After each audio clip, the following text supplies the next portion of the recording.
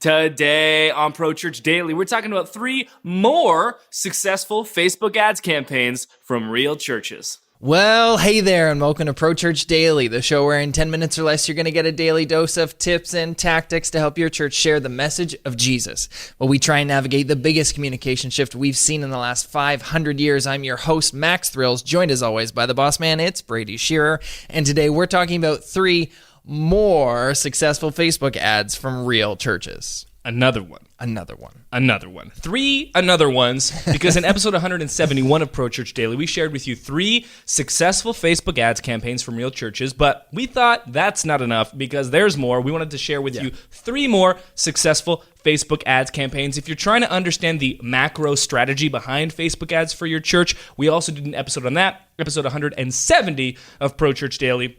All linked in the show notes. But here's some real examples. You can look at these graphics, you can see the metrics, you can read the copy, and put this into action for your church. Let's get right into it. Okay, first example, calling it Dear Mom and Dad. What's cool about this Facebook ads campaign example is that it's from the perspective of a child. So there's a picture of a kid's ministry with a text overlay that looks like it's a direct screenshot from Snapchat back in the day. Yeah. And the text on top of the graphic, on top of the photo of the kids' ministry simply reads, "Your kids are going to love it here," smiley face emoji. The copy for the Facebook ad reads, "Dear Mom and Dad, can we go to blank church this Sunday? They have a rock wall, basketball court, and a playground, so I'll get plenty of exercise and free ice cream for the kids." And the ad goes on from there.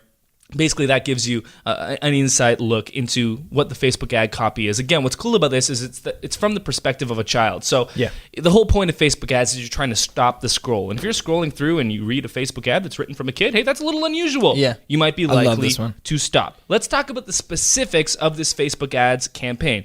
The church that ran this spent $356 on ad spend. They targeted everyone between 18 and 50 years of age. You wouldn't want to target anyone older than 50 because they likely don't have kids that love the kids ministry. Yeah, don't waste ad spend money on people that this ad isn't going to resonate with. Exactly. 18 to 50 years old within 15 miles of the church's geographic location. The ad got 57,000 impressions with a frequency of 3.6. There were 686 clicks to the website at a cost of 52 cents each, and the landing page that this church was sending users to had the location and service times for all 3 campuses of the church, directions to the church, photos of what the kids' ministry actually looked like. Of course. There were 3 sermon videos from the past 3 Sundays, so the parents could check out, okay, if my kids are in the ministry, what am I going to be in for? Yeah. And there was a big headline that we've heard before, we really like, test drive a service. Yes. What about the results? Well, this was a church of 6,000 people. They spent $356 on their Facebook ads campaign, and they got these results. Both the main service and the kids' service numbers were up significantly, in their words, and they had a bunch of new visitors during the length of the campaign. Nice. Simple. You can copy that exact strategy and put that into motion. Well, what about a bridge event, Alex? Yeah. We're talking about the intersection between faith and culture, really the core component of every great Facebook ad strategy. It's difficult sometimes to get people to come to your service right away. Right. But what you can do is you can use these bridge events like Fall Festival, like Easter, or in this instance, like Christmas. So we've got a Christmas Facebook ads campaign here. It's not promoting a church service, mind you. It's a bridge event. And the Facebook ads image that was used here was a stock photo. Yeah. What I love about all these examples is that the creative is frankly not good. Yeah, it's not great. They're stock photos. I would recommend using photos of your real church, kind of like the last one, which is actually my favorite of the examples we're using. This is a stock photo. There's a girl wearing a Santa's hat looking up to a giant moon with a silhouette of Santa and the reindeer over the moon. It's not great. Just bad. But it works. Yeah, it worked. So here's the copy. Santa is coming to blank church. Hold on. We're talking about Santa and church? Alex. Santa is coming to blank church on Sunday, December 11th. Bring the whole family for a fun, safe day with Santa. We've got free candy and a warm, friendly environment. This event is 100% free, open to the public. We've got free candy, free hot dogs, free popcorn, free family photos, and every kid gets a free Christmas stocking. Mark your calendars for Sunday, December 11th. Don't miss pictures with Santa. We can't wait to meet you. Let's talk about the specifics for this Facebook ads campaign that was clearly sent from the devil. $79 of ad spend.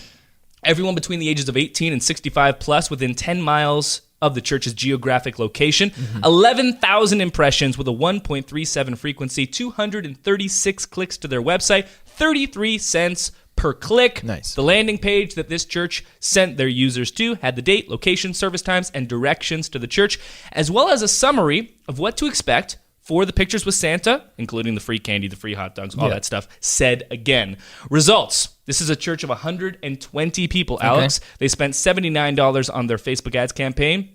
They got 11 new families showing up to get their pictures taken with Santa, resulting in 47 new visitors on a single Sunday. So a church of 120 people with 47 new visitors on a regular Sunday in December. Yeah, no, this was December 11th. So this was a random Sunday in December. This wasn't their big Christmas, yearly event that everyone knows to, and they had an influx of new visitors because it was Christmas.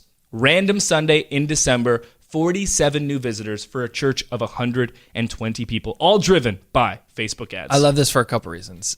First, my comment about Santa was obviously in jest because this is a perfect example of finding that intersection between faith and culture, between what you're doing and what your community's up to. You know that your parents, your families with young kids are taking their kids to get pictures with Santa at the mall, wherever. So why not host your own event, put some Facebook ads, money behind it, and get them into your church? And this is a perfect time to do it a couple weeks before your big Christmas service. You can make that point of contact with those families, follow up with them, and almost guarantee that they're going to, if they have a great time, that you make a good first impression, that they're going to come back and see your Christmas experience as well. Here's the bottom line. Facebook ads is the single greatest outreach platform that we've had in human history because of the crazy amount of attention that's on the platform. 7 out of every 10 American adults is on there. Yeah. And then secondly, the affordability. This church spent $78. Yeah. You want to do traditional ads like radio, television, billboards, you're talking about thousands. You want to do mailouts, you're talking about hundreds and hundreds, maybe even thousands for that when you add in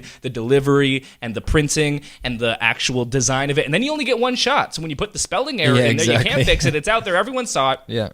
Let's talk about a third example before that. Again, relationships take time. So it's okay to not go straight for the come to our service. You probably wouldn't run Facebook ads that say, commit your life to Jesus now. Right? You probably wouldn't do that. You'd probably run your ads to a service because you figure, okay, if we get them to a service, then we can actually begin to share the gospel with them. We recommend taking it one step further back. Connect them to that bridge event. There's no risk that way to your community. They can get in touch with your church for the first time. This is going to do tremendous for your brand overall, and you're going to create that profile within your community as, oh, this church is invested in the city here. They're not just serving themselves. They care about everyone in the community. Yeah. That will bring return on investment in the long run in a huge way. So good. Final example, this one was directed directly at parents. Basically, what's interesting about this Facebook ads campaign is there's no real call to action, but the results from it actually were a lot more impressive than the other ones. So the other examples we've shared are like, come to this event, come to this service. This Facebook ad doesn't do that at all. The image for this Facebook ad is... It's like a kid playing on a trampoline. Okay. With the headline, attention parents, you're doing better than you think you are. Keep going, smiley face. That's it. That's all it is. Now, there is a link, and what's interesting about the link to the landing page for this Facebook ad is that when someone lands on the landing page, when they're like, this person is being nice to me as a parent, I'm going to click on this. What happens? They land on a page, has the location, service time for the campuses, test drive a service, kind of that same landing page that we talked about earlier. Right. But this Facebook ad doesn't have any big call to action. Right. And I think that curiosity that's built into that actually drove a ton of results, because here are the specifics for this Facebook ad campaign. $422 ad spend, everyone between 18 and 65 years within 20 miles of the church's geographic location, 93,000 impressions with a 2.6 frequency. They got 1,500 clicks to the website at 28 cents per click. So that's the best price per click with no direct call to action. Incredible. Fascinating. The results, a church of 6,000 spending $422 on this Facebook ads campaign. Their kids' services were packed. They had a ton of visitors during the length of this campaign. Not to mention, and this is big. Yeah, it's huge. A ton of positive comments from thankful parents on their ads. Building a brand. There's this rule of marketing called the rule of 7, that it takes 7 instances of connecting your brand with a person before they're willing to take a next step. So yeah, maybe someone doesn't convert, quote unquote, this time.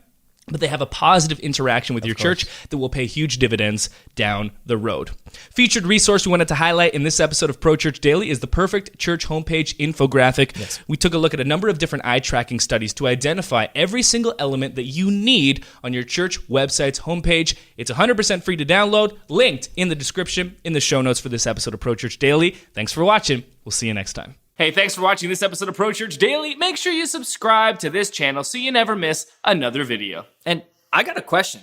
Kiki, do you love me? If you do, like this video.